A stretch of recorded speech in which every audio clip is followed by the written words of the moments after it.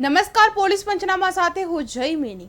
સાબરકાંઠાના હિંમતનગરમાં વિઝાના બહાને લાખોની છેતરપિંડી કરનારા સિકંદર લોઢા અને તેનો પુત્ર સમન લોઢાએ એસઆઈટીએ ઉત્તર પ્રદેશના પ્રયાગરાજમાંથી ઝડપી લીધા છે। હિંમતનગર કોર્ટમાં રજૂ થતા પિતા પુત્રને 7 દિવસના રિમાન્ડ પર સોંપાયા છે, જ્યારે સિકંદરની પત્નીને ધરપકડ બાદ સબ જેલ મોકલવામાં આવી છે। એસઆઈટી તપાસ દરમિયાન બે કાર સહિત 80 લાખ રૂપિયાની મત્તા કબજે કરી છે। કાશ્મીર, ઉત્તર પ્રદેશ, મહારાષ્ટ્ર સહિત અનેક રાજ્યોના લોકોને છેતરનાર આ પરિવાર સામે પોલીસે વધુ તપાસ શરૂ કરી છે। શું હતો આ સમગ્ર મામલો, જુઓ ખાસ રિપોર્ટ। લના હિંમતનગરમાં પિતા પુત્રની જોડીએ વિદેશના વર્ક પરમિટ વિઝા આપવાના બહાને અનેક લોકો સાથે લાખો રૂપિયાની છેતરપિંડી આચરી છે। છેતરપિંડી કરીને ઓફિસ બંધ કરી ફરાર થઈ ગયેલા આરોપી પિતા પુત્રની ધરપકડ કરવા માટે સાબરકાંઠા પોલીસે ડીવાયએસપી હિંમતનગરની અધ્યક્ષતામાં એસઆઈટીની રચના કરી હતી, જે ટીમ દ્વારા બંને આરોપીઓ પિતા પુત્રની ઉત્તર પ્રદેશના પ્રયાગરાજથી ઝડપી લઈ કોર્ટમાં હાજર કરાયા હતા। કોર્ટે બંને પિતા પુત્રના રિમાન્ડ મંજૂર કર્યા છે।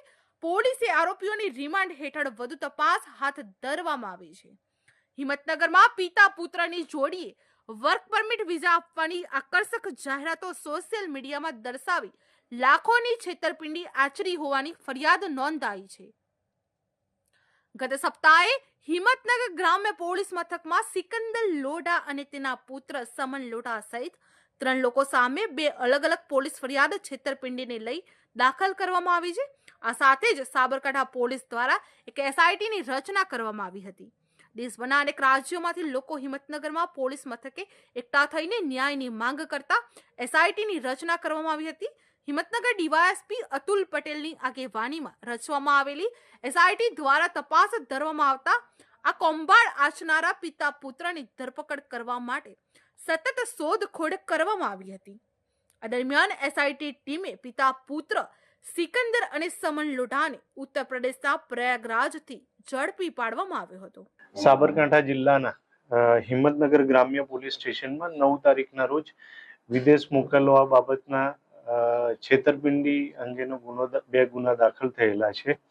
એ બંને ગુનામાં હાલ સુધીમાં કુલ 4 આરોપી અટક કરવામાં આવેલ છે અને કુલ 80,50,000 રૂપિયા જેટલો મુદ્દામાલ રિકવર કરવામાં આવેલ છે, જેમાં થાર ગાડી છે, ફોર્ચ્યુનર કાર છે, રોકડા રૂપિયા છે, પાસપોર્ટ ઘણા બધા રિકવર કરવામાં આવેલા છે, કબજે લેવામાં આવેલ છે। આ ગુનામાં મુખ્ય 2 આરોપી છે સિકંદર લોઢા તથા તેમનો દીકરો। એ બંનેને પ્રયાગરાજથી મળી આવતા ધરપકડ કરવામાં આવેલ છે અને 25 તારીખ સુધીના એ બંનેના રિમાન્ડ નામદાર કોર્ટમાંથી મેળવવામાં આવેલ છે।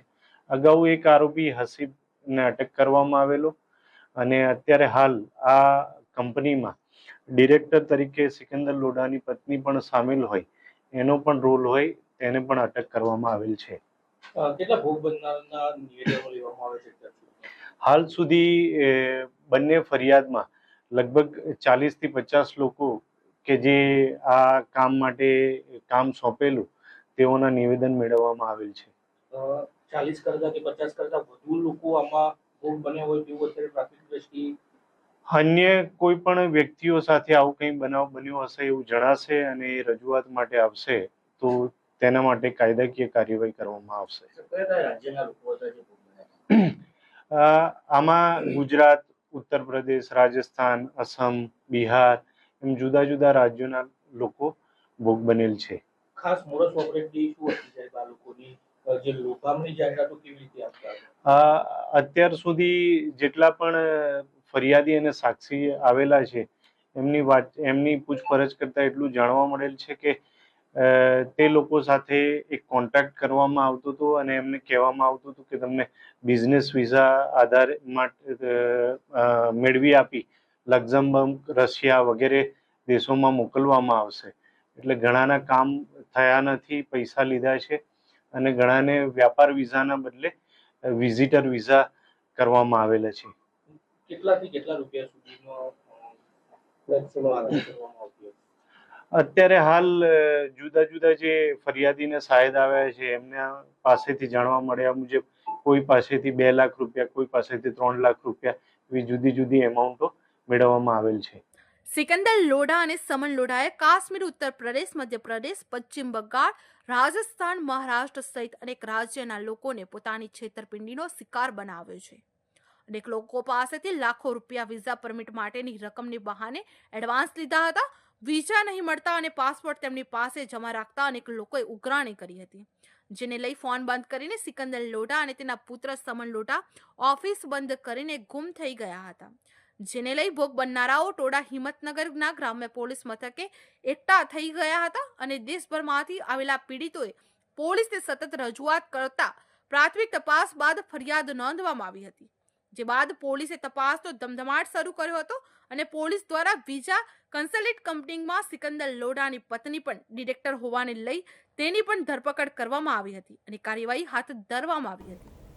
Bureau report KTVN Gujarati. સુરતમાં માનવતા હેરાન થઈ જાય તેવી ઘટના સામે આવી છે. પતિના મિત્રએ પોતાના વિશ્વાસઘાત કરીને એક પરિણીતાને હોળીના દિવસે ઠંડાઈમાં ભાંગ આપી બેભાન બનાવી દુષ્કર્મ આચર્યું છે.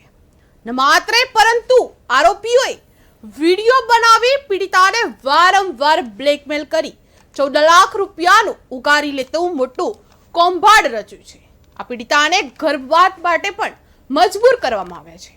વર્ષ 2023 થી આ ચાલતી બ્લેકમેલિંગ કથાને 2 વર્ષ પછી ન્યાય મળતો દેખાઈ રહ્યો છે, કારણ કે હવે આરોપીની ધરપકડ થઈ છે. શું હતો આ સમગ્ર મામલો, જોઈએ ખાસ અહેવાલમાં.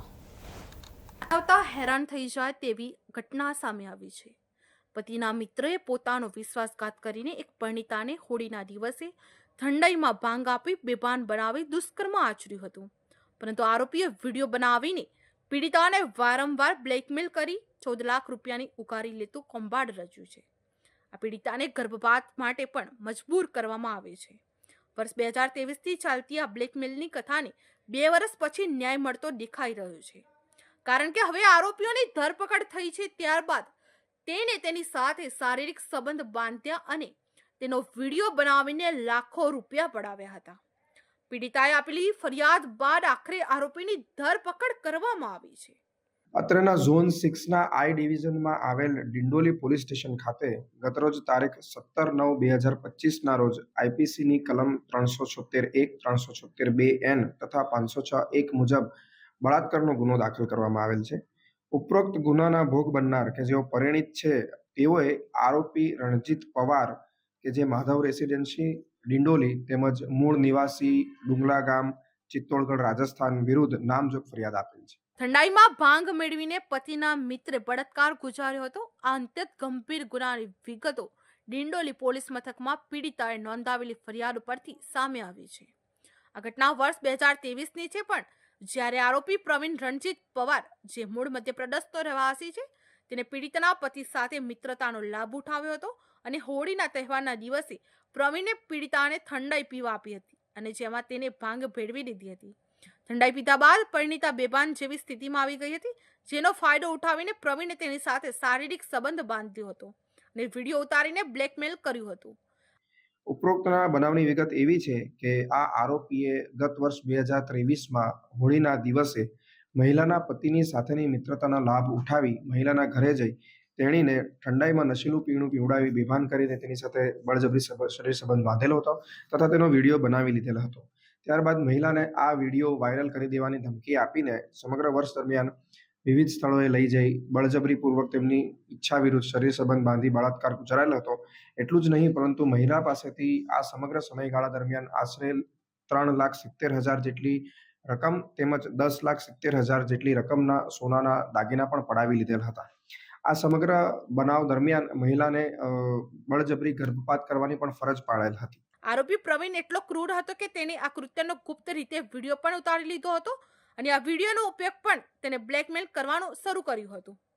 પીડિતાએ પોલીસને જણાવ્યું હતું કે પ્રવીણે તેને વિડીયો વાયરલ કરવાની પણ ધમકી આપીને જુદા જુદા સમયે મોટી રકમ પડાવવાનું શરૂ કર્યું હતું.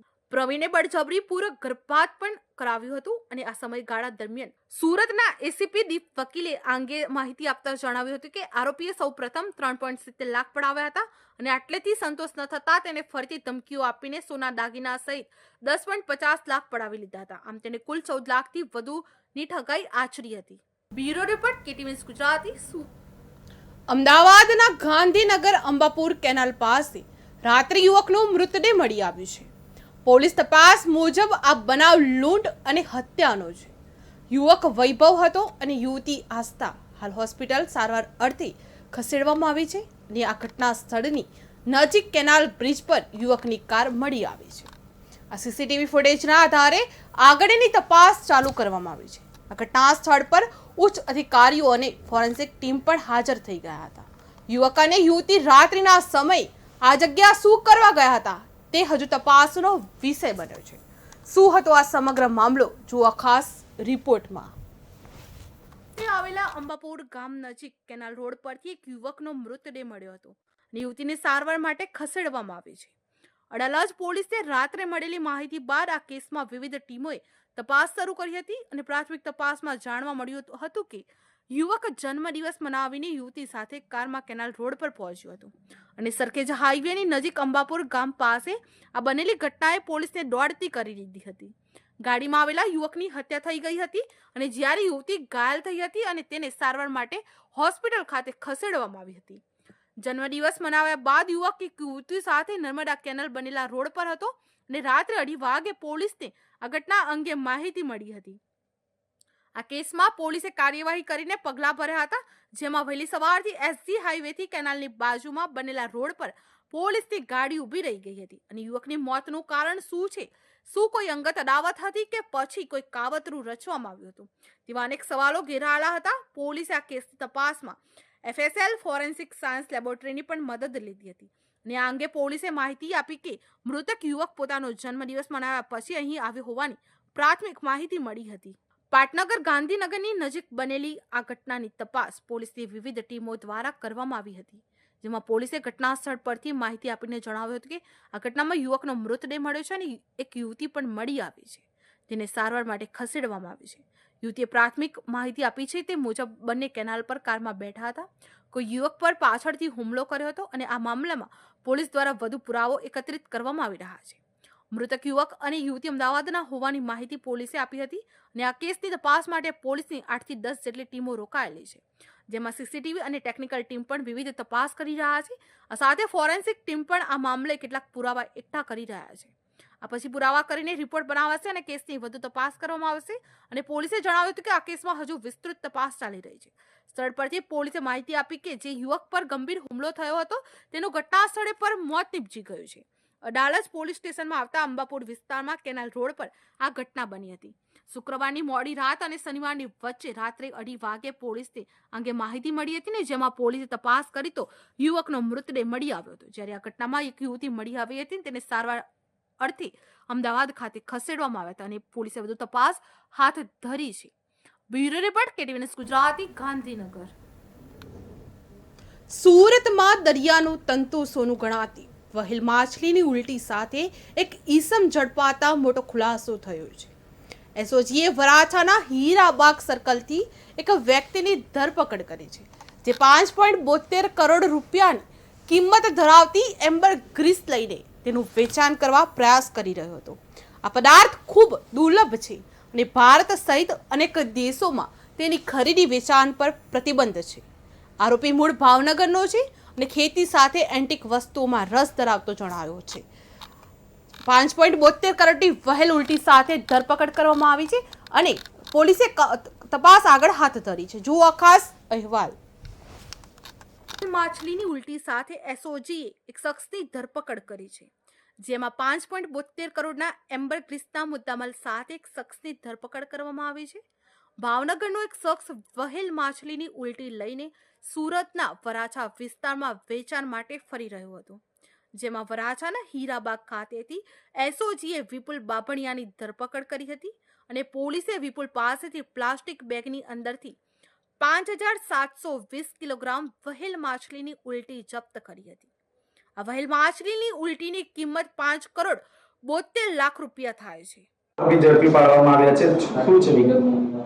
એસઓજીએ દરિયામાં તરતું સોનું તરીકે ઓળખાતું અતિ દુર્લભ અને કિંમતી એમ્બરગ્રીસ કે જેને સ્પર્મ વેલ માછલીની ઉલટી પણ કહેવામાં આવે છે તેવું 5.720 કિલોગ્રામ ઝડપી પાડ્યો છે, જેની કિંમત આંતરરાષ્ટ્રીય બજારમાં 5.72 લાખ રૂપિયા થાય છે. અને એક વ્યક્તિ જે છે એને પણ પકડેલ છે. એનું નામ છે વિપુલભાઈ ભૂપતભાઈ બામણિયા. પોતે બડબડિયા ગામ ભાવનગરનો છે અને તે ભાવનગરના દરિયા કિનારેથી એના જે છે એ એમ્બરગ્રીસ છે મળી આવેલું અને પોતે અહીંયા જે છે ગ્રાહકની શોધમાં આવેલો. તે દરમિયાનમાં એક બાતમી મળતા એસઓજી આ કાર્યવાહી કરેલ છે. સર, કિંમત કેટલી છે? સુરતમાં ક્યાં વેચવા માટે આવેલો હતો? સુરતની અંદર આની કિંમત 5.72 લાખ જેટલી થાય છે અને સુરતમાં તે ગ્રાહકની શોધમાં હતો અને એ દરમિયાનમાં જે એસઓજીએ તેને ઝડપી પાડેલો છે.